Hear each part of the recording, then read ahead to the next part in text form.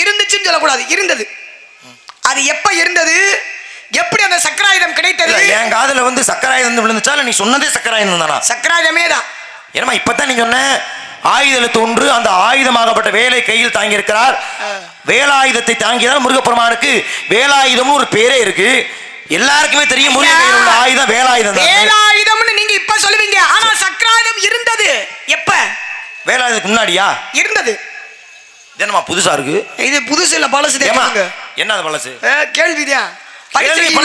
பொருந்துற மாதிரி நான் கேட்ட கேள்வி எவ்வளவு நியாயமானதா இருந்தது.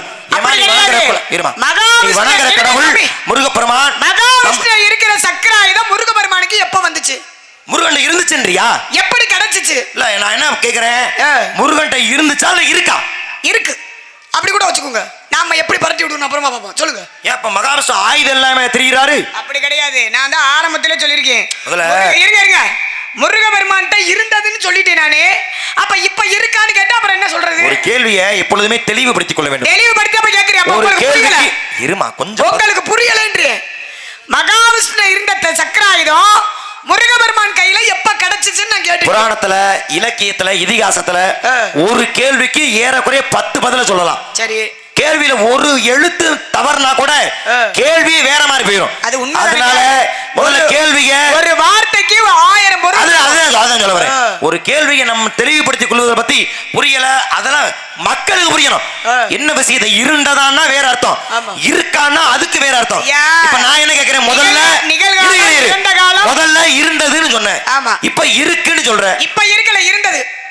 இருந்தது இப்ப இல்ல.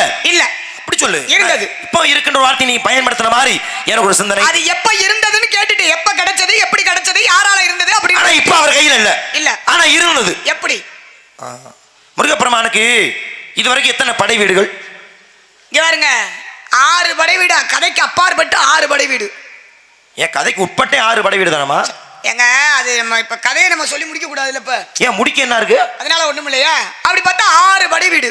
இல்ல கதை எதனால முடியுதுன்னு கேக்குறேன். ஐயா வேற ஒண்ணும் இல்ல, வள்ளி அப்படின்னு திருமணமானதுக்கு அப்புறம் 6வது படை வீட சேர்த்துக்கலாம்ன்றக்காக கதைக்கு அப்பாற்பட்டு 6 படை வீடுன்னு சொல்றேன். திருப்பரங்குன்றம் தெய்வேன கல்யாணம் பண்ணிட்டாரு. ஒண்ணா திருச்செந்தூர் சூரன் அழிச்சிட்டாரு. 2 பழனியில கோபப்பட்டு நின்றுட்டார். 3 சுவாமி வழியில அப்பாவுக்கு பாடம் சொல்லிட்டார். 4 கோபத்தை தணிக்க திருத்தணி அமர்ந்தார். 5 அவ்வை பிராட்டிக்கு சுற்றப்பட கேட்டுட்டார். பழமுது சொல்ல 6. இதுல 6 வந்துருச்சே. அட 6 வந்தது சரிங்க, வள்ளிய கல்யாணம் பண்ணது என்ன படை வீடு? அப்படின்னு தனியா படை வீடு உருவாகல. அப்படி கிடையாதுங்க, படை வீடு உருவானது கதைக்கு அப்பாற்பட்டு கேக்குறீங்களா தான் நான் கேட்டேன். கதைக்கு அப்பாற்பட்டு அப்படின்னா திருமணம். வள்ளி நாயகம் திருப்பரங்குன்றத்துல எப்படி நக்கீருக்கு பெருமை கொடுத்த பொழுது அதே திருப்பரங்குன்றத்துல தெய்வனே கல்யாணம் பண்ணாரோ. கொஞ்சம் பாருங்க, இப்போதைக்கு 5 படை வீடு, விடிந்தா 6வது படை வீடுன்ற. அதுதான் எப்படி கேக்குறேன், அவ்வை பிராட்டிக்கு பணத்தை உதிர்த்துட்டாரா? ஐயா ஒரு 6 வந்துருச்சா?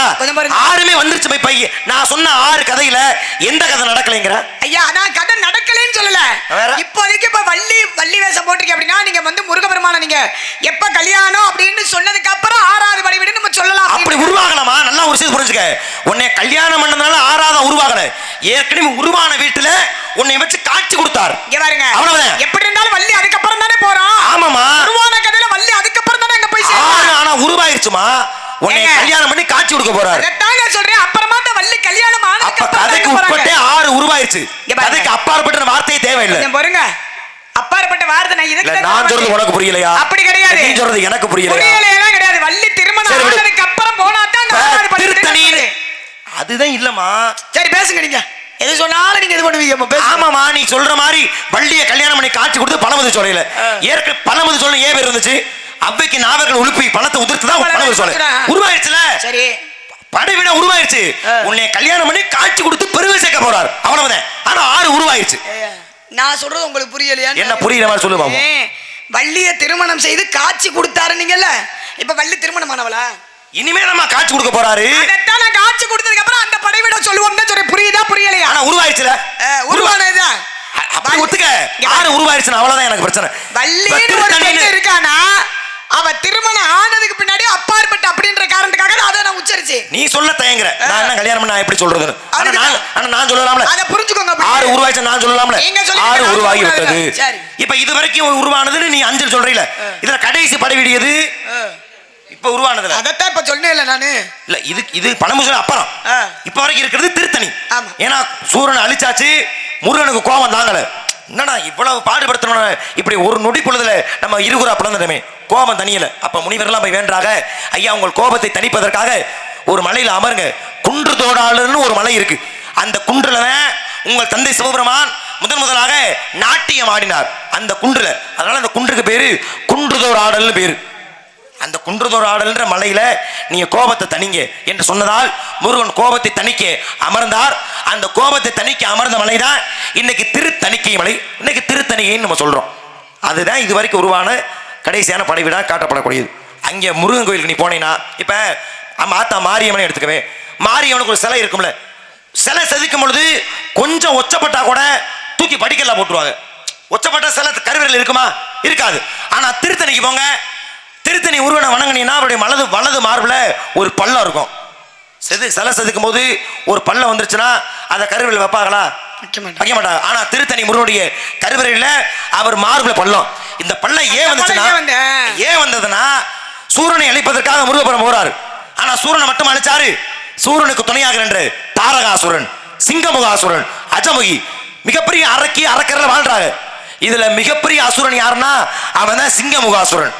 அவன் என்ன பண்றான்? எல்லாருமே இந்திரனை ஜெயிப்பாங்க, யமனை ஜெயிப்பாங்க, குபேரனை ஜெயிப்பாங்க. ஆனா இவன் நேரா போறான், யார்கிட்ட? மகாவிஷ்ணுவை பார்க்க போறான். மகாவிஷ்ணுவை சண்டை போடுறான். மகாவிஷ்ணுவை ஜெயிச்சு அவருடைய ஆயுதமாக விளங்கக்கூடிய அந்த சக்கராயுதத்தை இவன் வாங்கிக்கிட்டான். யாருடைய சக்கராயுதத்தை? மகாவிஷ்ணுடைய சக்கராயுதத்தை இவன் வாங்கிட்டான். மகாவிஷ்ணு தோத்துட்டார். வேற வழி இல்லாம தோத்ததுக்கு சாட்சியாக சக்கரத்தை கொடுத்துட்டார். இப்ப சக்கராயுதம் யார்கிட்ட இருக்குன்னா தாரகாசுரன். முருகப்பெருமான் போறாரு. சூரன் அழிக்கிறதுக்கு முன்னாடி முதல்ல தாரகாசுரனை அழிக்கிறாரு. தாரகாசுரன் வாங்கி வச்சிருந்த சக்கராயுதத்தை இவர் வாங்கிக்கிட்டார். இப்ப ஆயுதம் மாப்பிள்ளைகிட்ட இருக்கு. மாமே மகாவிஷ்ணு ஒப்படைக்கணும்ல. இந்தாப்பா நீ தோத்தியே, அவன்கிட்ட இருந்து ஆயுதத்தை வாங்கி உன்கிட்ட வச்சுக்கிறேன், இந்தா நீ வச்சுக்க சொன்னால் அது எவ்வளவு அவமரியாதை. அதை பண்ணலாமா? பண்ணக்கூடாது. அதனால என்ன பண்ணாரு?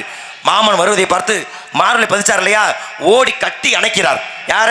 மகாவிஷ்ணுவை கட்டி அணைத்ததால் மார்பில் அவர் வைத்திருந்த அந்த சக்கராயம் அப்படியே மகாவிஷ்ணு மார்புக்கு மாறிக்கொண்டது. அப்ப கையில கொடுத்து சிறுமைப்படுத்தல, கட்டி அணைத்து பெருமைப்படுத்தினார்.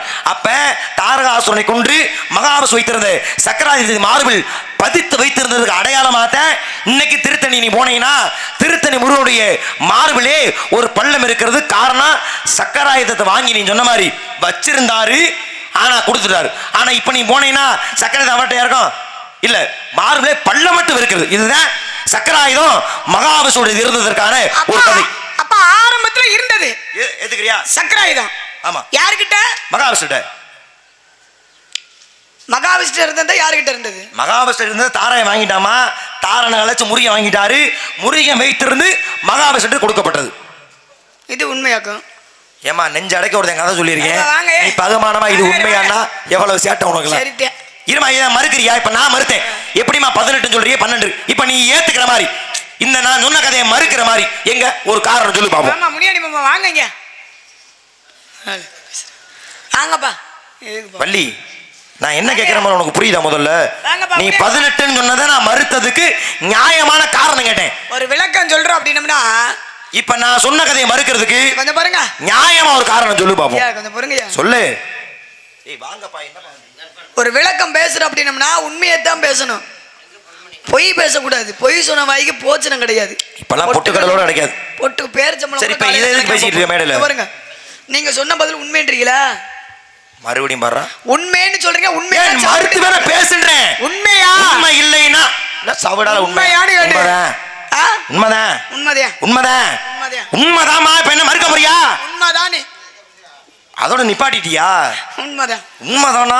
இது தப்புன்னு அடுத்த வார்த்தை வரும்னு எதிர்பார்த்தேன். அதோட நிப்பாட்டிட்டு இல்லங்க, உண்மையை பேசினா ஏத்துக்கணும்ல. அந்த முருகப்பெருமான் பார்த்த மாப்பிள்ள முருகனை நீ கட்டிக்கிட்டா உன்னையும் தூக்கி மலையில கொண்டு வைக்கிறேன், சிறப்பு கொடுக்குறேன், மோட்சம் கிடைக்கும் உனக்கு. என்ன சொல்ல வரீங்க? முருகன் என்ன உனக்கு மாத்து மாப்பிள்ள கட்டிக்கிறியா? மாப்பிள்ளை? ஆமா, புருஷன் முருகனா? ஆமா. அவர் யார் தெரியுமா? நான் அனுதினமும் வணங்கக்கூடிய கடவுள்பா.